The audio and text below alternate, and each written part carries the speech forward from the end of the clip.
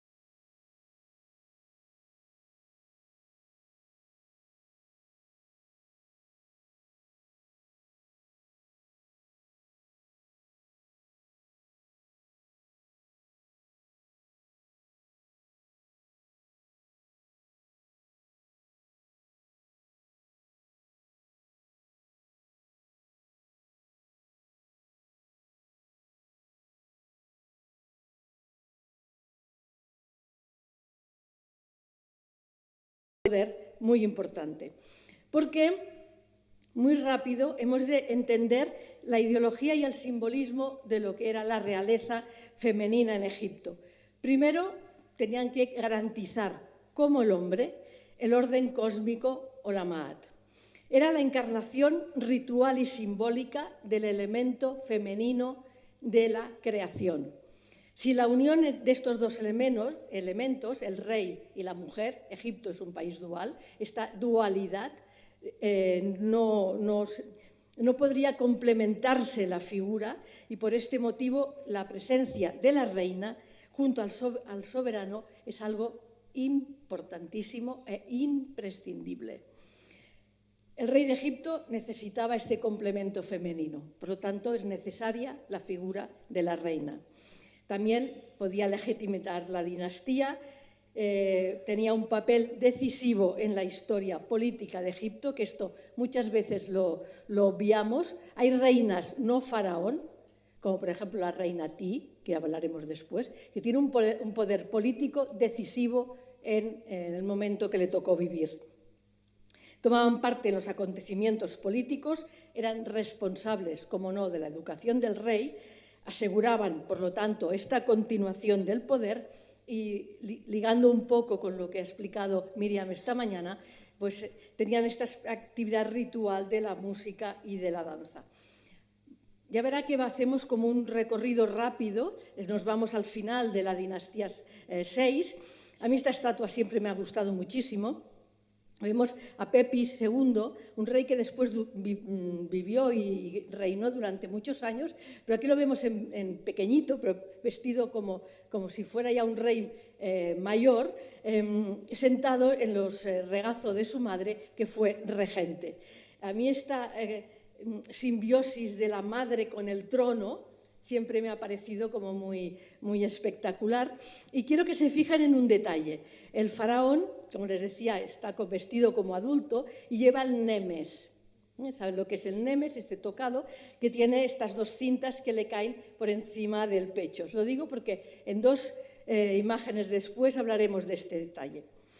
Entonces llegamos a una reina conflictiva, que nosotros la conocemos con el nombre griego de Nitocris, pero que se debía llamar Neiti Keret, que era hija de Pepi II, y ha dicho que Pepi II duró su gobierno muchos años, posible esposa de Merenre II, que era el último faraón de la dinastía sexta.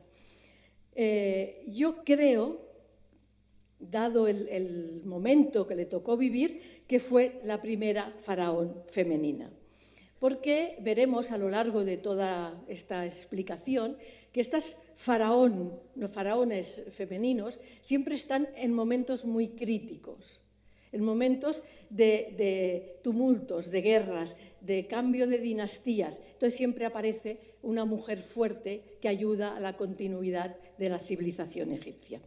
Y nada, muy rápido, solo quiero leerles lo que Manetón, en el siglo III, o sea, después de muchos años, dijo de esta reina. Dice, una reina nombrada Nitocris, más valiente que todos los hombres y más bella que todas las mujeres de su tiempo, dotada de una piel bonita y de rosadas mejillas.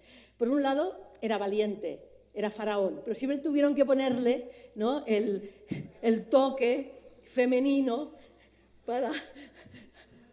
El nombre de esta reina en muchas listas pues tampoco aparece muy representada. A mí siempre me ha gustado mucho la figura de esta reina. Ya hemos pasado al Reino Medio, posiblemente al final de la dinastía 12. Es una reina poco conocida que se llama Neferu Sobek. Lo pueden también en muchos libros leer su nombre al revés, ¿no? Sobek Neferu Re. Pero bueno, a mí me gusta más Neferu Sobek. Posiblemente, como les digo, era hija de Amenemhat III. Y eso sí que casi todos los investigadores están de acuerdo, era la última faraón de la dinastía 12. Fíjense en esta escultura. A mí esta escultura es que me parece increíble. Por un lado, vemos que es una mujer, porque tiene un poco de pecho. Por otro lado, no tiene cara, pero lleva lo que sería el nemes, por lo tanto es un rey. Por un lado lleva la falda típica de los faraones, pero por otro lado lleva como una pequeña túnica que le cubre lo que sería la parte femenina del pecho. Es una simbiosis total entre la figura femenina y masculina de este faraón. Si se fijan en este sello que tiene esta reina, la titulatura total de los nombres que tienen los faraones, pero ella nunca ocultó, como años más tarde otros sí lo hicieron, tiene la desinencia femenina. La desinencia femenina es este pequeño, al lado del patito, del sarre, tiene como esta medio círculo, esto es una T, que es la desinencia que nos marca que este nombre es femenino. Es decir, el rey, en este caso la reina, no se oculta que es una mujer. En el Met de Nueva York hay estas dos estatuas que a mí me han parecido muy interesantes, de Neferu Sobek, que tenemos la verdad muy pocas, la de allí, la de la derecha, es que yo lo veo al revés, la de la derecha, es interesante porque vemos a la figura de la reina con una capa, la capa típica que se ponían los faraones para celebrar el jubileo, para celebrar el Jepset. Antes la doctora Vivas ha hablado de la fiesta jubilar, de cada 30 años, seguro Neferu Sobek no reinó 30 años, pero también se celebraban en momentos críticos, en momentos difíciles del reinado, para demostrar la fuerza del faraón. Que esta figura lleve la capa Jepset es un apoyo más a demostrar la realeza de este personaje femenino. En el lado de al lado está ya como una figura femenina con estas caras tan marcadas, a mí no me gusta decirlo, pero tampoco agraciadas del Reino Medio, ¿no? Que las mujeres son un poco feitas. Si seguimos avanzando, volvemos a encontrar un personaje fuerte justo en la dinastía 17, en el momento de pasar a la dinastía 18. Estamos en el segundo periodo intermedio, como antes también, porque nos hemos complementado muy bien con la doctora Vivas, pues ha hablado de los Hyksos, de que los reyes estaban gobernando, pues la reina estaba de regente y su hijo le agradece el gran papel de continuidad de este poder político, regalándole pues la condecoración tan magnífica de las moscas, ¿no? De las moscas grandes del valor, que era de hecho una condecoración militar que se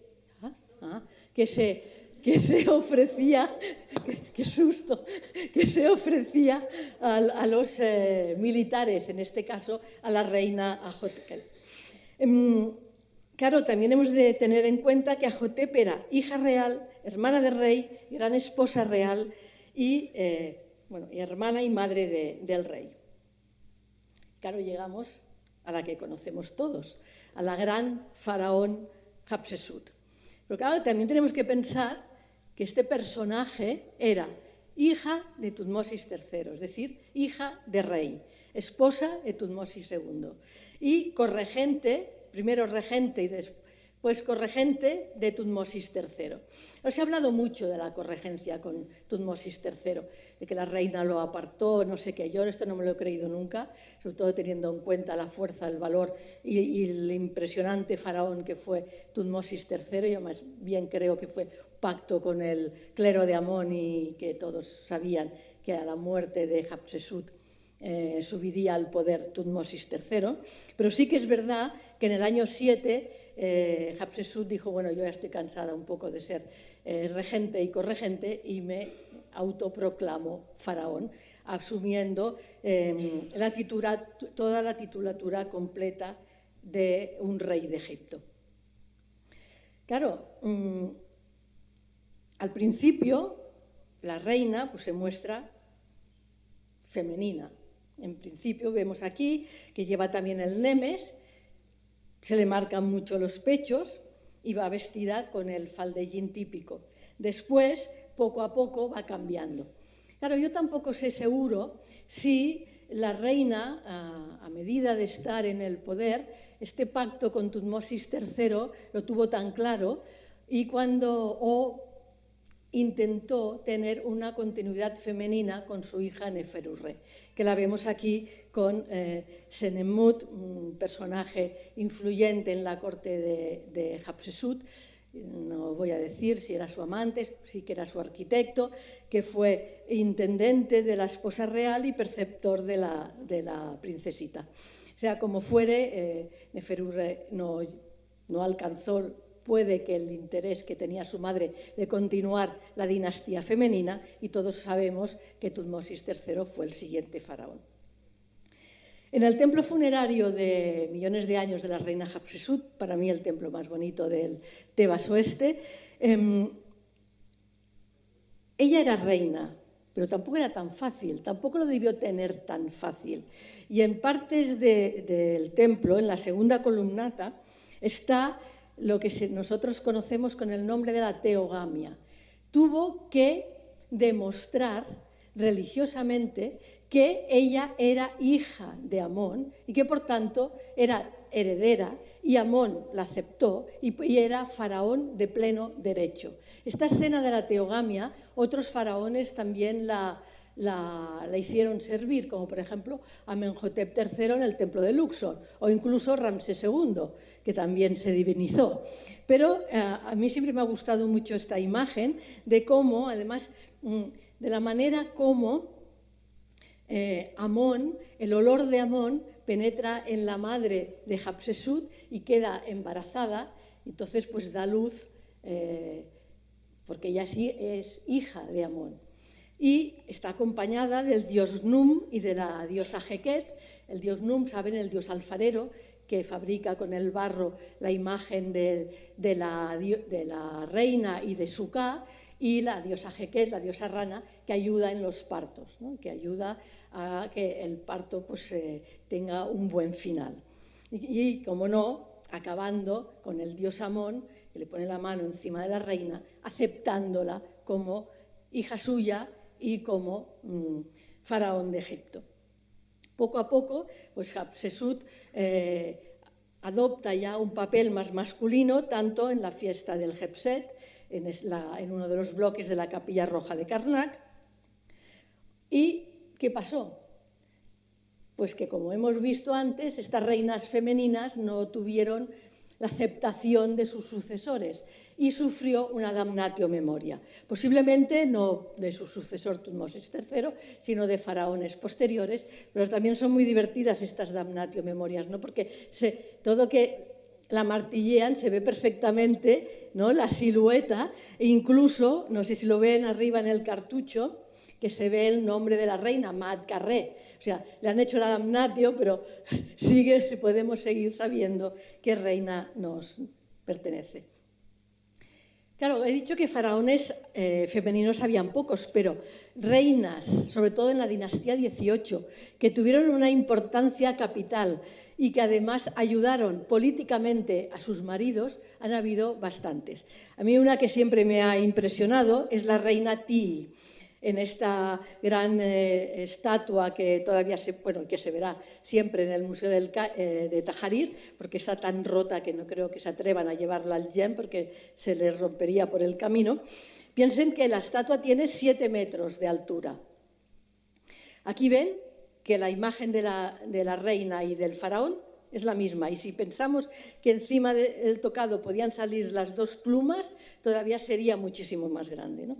La reina Tiyi tuvo una importante figura, fue una figura importantísima, y también tuvo una considerable importancia en asuntos de Estado. Hemos de pensar, que después lo veremos, que fue bastante partícipe en la siguiente etapa, en la mal llamada, o llamada, a mí no me gusta mucho, Revolución de Amarna, y que incluso cuando Amenhotep III ya había muerto, el rey de Mitanni le escribía a ella cartas con trasfondo político. O sea, todavía valoraba como si dijéramos, el poder político que tenía la reina durante el gobierno de su hijo Amenhotep IV Akhenatón.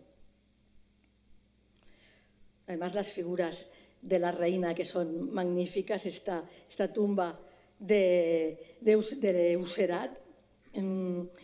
Claro, además también es interesante porque durante la dinastía XVIII aparecen una serie de figuras muy, muy importantes que acompañan a los faraones que no son pertenecientes a la familia real. Son familias, hombre, no diré del pueblo bajo, porque eran familias que estaban relacionados con la corte. Por ejemplo, la reina Tiyi, sabemos precisamente quiénes eran sus padres, ¿no? Tuya y Suya, que tienen una tumba magnífica en el Valle de los Reyes y que estaban muy relacionados tanto con Amenhotep III como pues, después con el periodo de Amarna. También esta imagen es impactante, ¿no? Es bonita. Vemos a la reina Tiyi, ya mayor, tampoco tenía problemas para mostrarse en una edad avanzada. Y esta pequeña cabecita de ébano también nos muestra un poco estos rasgos fuertes de reina, de persona potente, de persona que mandaba, podríamos decir. Y aunque sé que hay muchos investigadores que no aceptan que sea la reina Tiyi, sí que yo creo que sí. Bueno, a mí esta cabeza fragmentada de jaspe amarillo me parece impresionante. Sea o no de la reina Tiyi o sea ya del periodo de Amarna, a mí me va bien porque como así ligamos, ¿no?, la reina Tiyi con el periodo de Amarna, y siempre me gusta ponerla porque es una de mis preferidas. Claro, llegamos al periodo de Amarna. Todos conocemos la gran esposa real Nefertiti. Era esposa de Akhenatón. Su nombre exquisita es la belleza de Atón, la perfecta belleza del disco solar es la belleza que nos ha llegado. Esta estatua proviene de Ajetatón, es decir, de Amarna. Es dificultoso saber la relación que tuvo, si fue o no faraón. Estaba completamente complementada con Akhenatón, esto lo tenemos claro, pero su papel al final de su vida fue dudoso. Pero bueno, el busto encontrado en Amarna es magnífico y este detalle nos muestra la perfección de la belleza de Nefertiti. Pero la reina Nefertiti tuvo un papel importante desde el principio del reinado de Amenhotep IV, y ustedes saben que Amenhotep IV en sus primeros años de reinado construyó una serie de templos en la zona de Karnak, justo detrás, en la parte más detrás del templo de Amón, construidos con estos bloques que medían unos 3 palmos, que se llaman talatats, porque en árabe talata quiere decir 3, pues 30, y que se podían ser manejados por una persona para que la construcción fuera como mucho más rápida. Ven que en los primeros años la reina se muestra con unas facciones muy, muy marcadas, que después les he querido poner esta imagen tan bonita de una Nefertiti joven, de Amarna, que los rasgos son mucho más suaves y más normales. Isabel Olvers nos enseñará esta tarde una imagen de Nefertiti, también como para marcar este poder posible de reina faraón, ¿no? No lo sé si llegó a ser faraón, pero bueno, es este momento tan truculento del final de Amarna. Lo que sí que es verdad es que Nefertiti, aunque casi siempre va acompañada de su esposo, se muestra muchas veces representada sola o con su hija mayor Meritatón. Tanto Akhenatón y Nefertiti tuvieron 6 hijas que las integraron en la iconografía real, en estas escenas que se han llamado como escenas cotidianas, que yo creo que de cotidianas tenían poco, porque son escenas en las que nos está demostrando el núcleo familiar relacionado con las ideas religiosas, ¿no? Y las imágenes del rey y la reina siempre aparecen como indisolubles, ¿no?, indisociables. Aquí lo vemos con unas de sus hijas en esta estela que está en el Museo de Berlín. Claro, se tiene que presentar unos dibujos porque las imágenes de las tumbas se ven muy mal, pero quiero como dejar en claro cómo se representaba la reina ella misma, ¿no? La noble dama, la grande en el palacio, de bello rostro, la reina de la alegría, la agraciada, o sea, siempre haciendo referencia a esta parte más femenina, ¿no? Y después la gran esposa real, su amada, señora de las dos tierras y su nombre, y acabando con el título de siempre de los faraones, vida, salud y fuerza para siempre, perdurable eternamente. Pero quiero que se fijen en, esto no lo hubiéramos visto nunca en una imagen de los otros faraones que no fueran de la época de Amarna. Aquí el rey y la reina casi a punto de darse un beso, o el rey y la reina detrás en sus carros paseando por la vía real de Amarna, o compartiendo la donación del oro de la recompensa y de alimentos al pueblo de Amarna. Y esta a mí me gusta muchísimo, porque fíjense bien, una imagen típicamente de Amarna, Agnatón, Nefertiti, sus hijas, poco lo que ha dicho antes Inma, ellos comiendo, ¿no? Los patitos o comiendo de todo. La que está en este lado de aquí, la reina Ti, que fue a Amarna en el año 12, muy digna. Ella con la copa, pero que se le acerca, no vemos lo que está bebiendo, siguiendo todavía la tradición antigua, así como muy elegante, muy digna, al lado de los otros que pues están aquí comiendo. Pero bueno, Nefertiti, tan guapa, tan perfecta, no tuvo ningún impedimento de ser mostrada así como una persona como mayor, ¿no? Durante el año 12 de Agnatón fue un año muy importante en la corte de Amarna, porque hubo el gran Durban, es decir, todos los pueblos extranjeros ofrecieron sus tributos. Llegó la reina Ti se quedó a vivir en Amarna, y pues fue un año importante porque después de esto se murieron las hijas, desaparece Nefertiti, puede que se fuera al Palacio del Norte, puede que no, puede que se muriera. Es decir, fue un año, los últimos años entre el 12 y el 14, pasaron muchas cosas en Amarna, y en el año 17 Agnatón muere. Claro, cuando Agnatón muere, ¿qué pasa? Tampoco están muy claras las fuentes. A mí esta estela me parece que si hubiera podido estar acabada nos hubiera solucionado muchas discusiones, ¿no? Porque, por desgracia, los cartuchos están sin acabar. Parece claro que uno de los reyes es Agnatón, pero al lado hay un faraón femenino. Muchos han dicho que era Nefertiti. Ahora casi todos los investigadores creen que es Meritaton, la hija mayor, una hija mayor que se casó con su padre, una hija mayor que cuando desapareció Nefertiti se convirtió en gran esposa real. O sea, es muy posible que fuera Meritaton y que fuera corregente del rey, su sucesora y después faraón. Porque las cartas de Amarna, los reyes mitanes hablan de ella como una posible faraón. ¿Fue Meritaton la reina que escribió al rey hitita para pedirle un hijo porque ella no tenía con quién casarse en Egipto? Posiblemente, no lo sabemos. Podría ser Meritaton, puede ser Angesemapatón, no lo sé. Posiblemente, y ahora casi todos los investigadores creen que fue Meritaton quien pidió un hijo, que también es fuerte pedir un hijo al enemigo, para casarte con él, para poder continuar gobernando en Egipto. Claro, seguimos avanzando muy rápido. ¿Me quedan 5 minutos? Bueno, muy rápido, pero claro, si hablamos de Egipto no podemos dejar de hablar de la reina Nefertari, que se llamaba Nefertari Merit-Enmut, era esposa de Ramsés II Merit-Amón, Amón-Mut. No, el segundo nombre no es, yo creo que sea casual.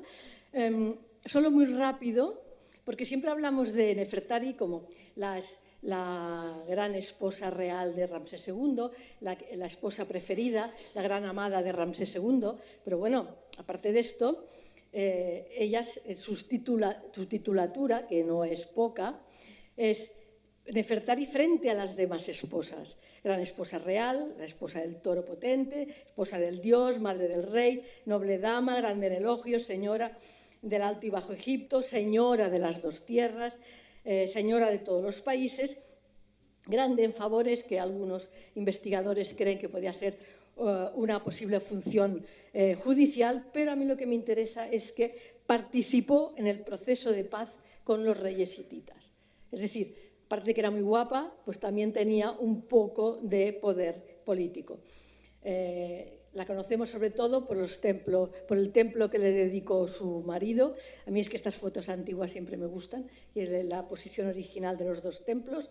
El templo de Ramsés II, más que nada porque Nefertari, tanto la reina Nefertari como la madre de Ramsés como las hijas están representadas junto a él, o como no, el gran templo dedicado a Nefertari, a la misma estatura que el rey, y que en este templo tiene un nombre o una titulatura muy especial, que es Nefertari, por la que y se ilumina el sol, ¿no?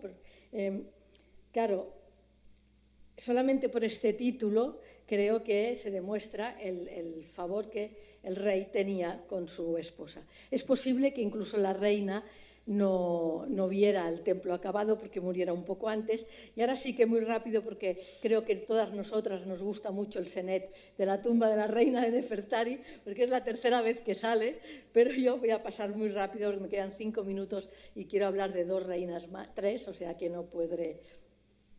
Más que nada para que vean una de las mejores tumbas del Valle de los Reyes. Les he puesto la traducción del texto, pero sí que es verdad que la reina tuvo una casa de eternidad de acorde con su prestigio y su importancia.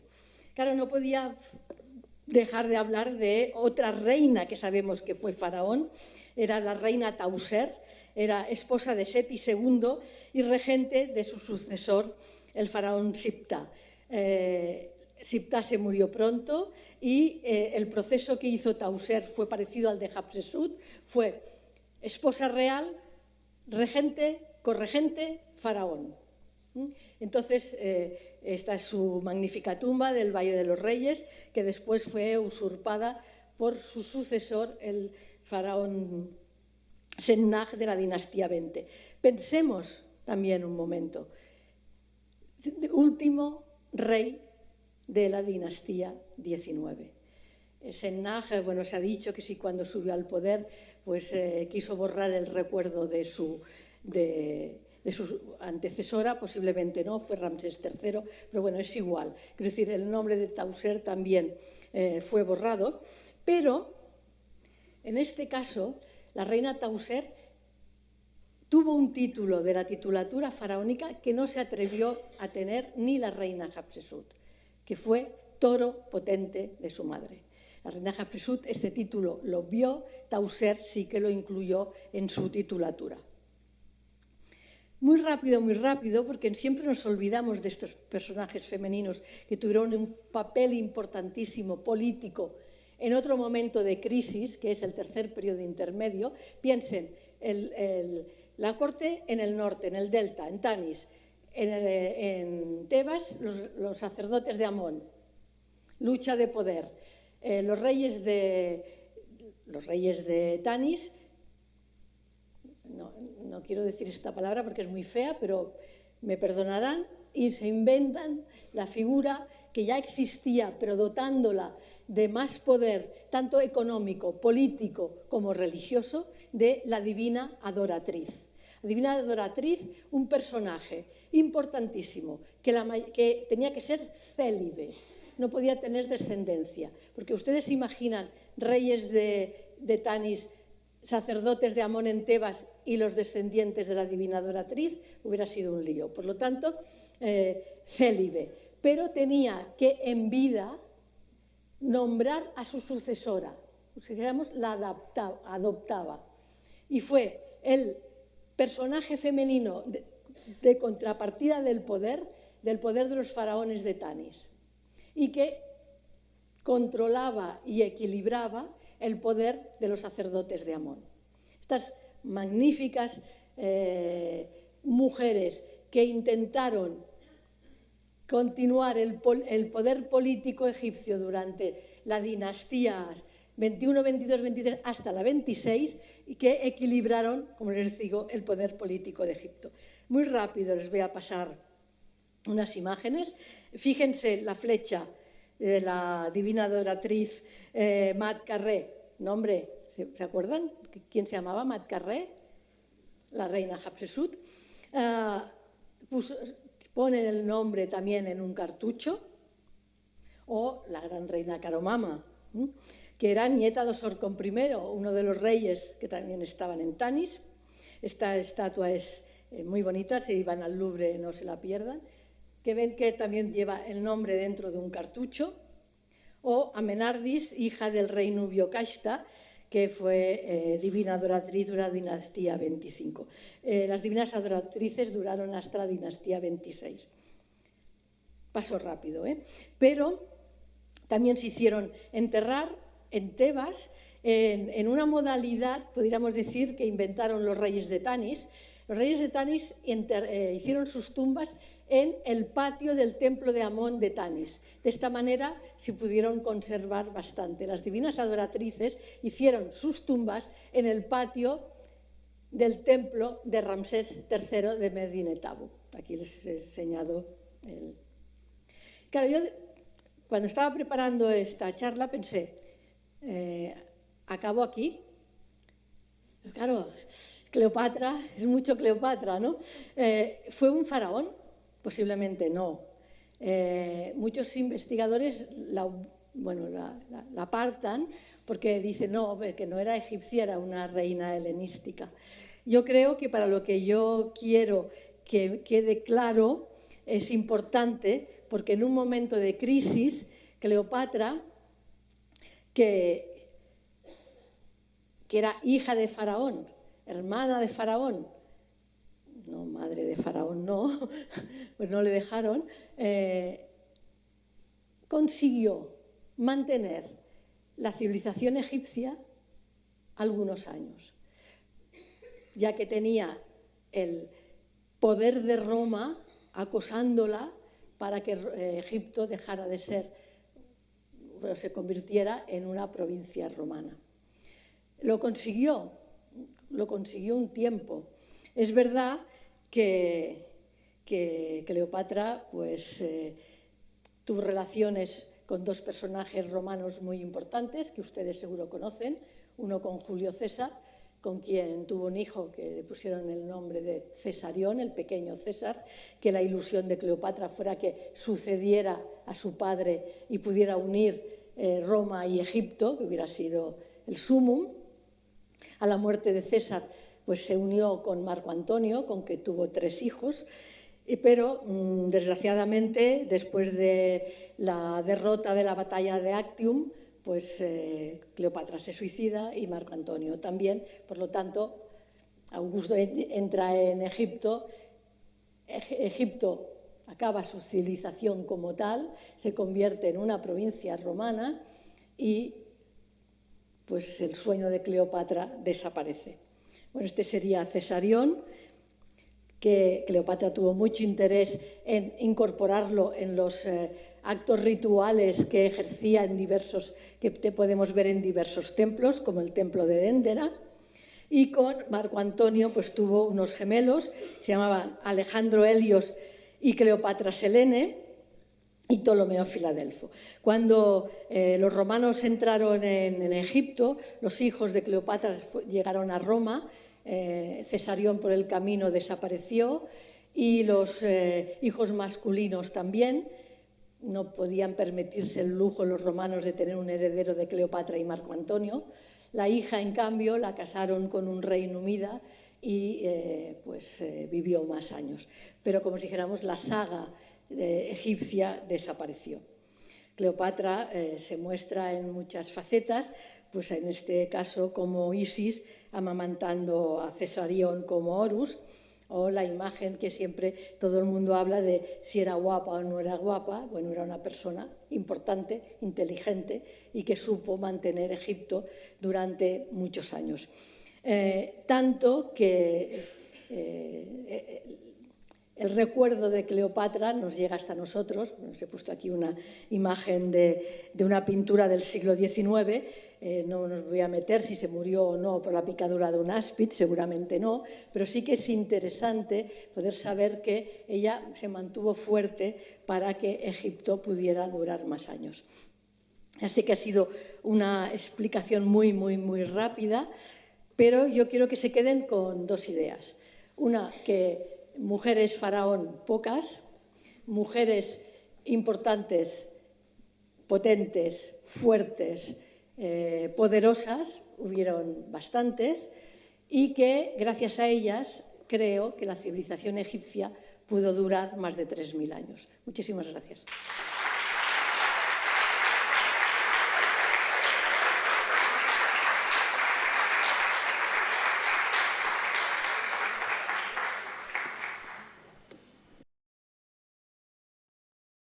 Muchísimas gracias, Maite, por este recorrido de todas las reinas durante todo un periodo, pues como dices tú, de 3000 años. Muchas que, como dices, han quedado porque no había tiempo para ello, pero nos da una idea general del poder de las mujeres durante toda la historia de Egipto.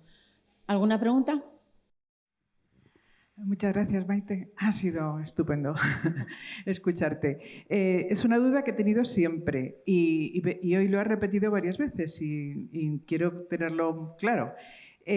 Para mí, o yo había estudiado que la palabra faraón empezaba en la dinastía 18, que antes eran reyes simplemente. ¿Es un error mío o es una forma de denominarlo y ya está? Es una forma de denominarlo. Quiero decir que cuando estás delante de un libro de historia te dicen faraón cuando creen que son reyes, pero nosotros hemos cogido la palabra faraón. Y la mayoría de las dicen, por ejemplo, de Nitocris, dice la primera faraón de Egipto. Y dices, bueno, faraón, reina, ¿no? Reina gobernante, pero nos es más fácil decir faraón.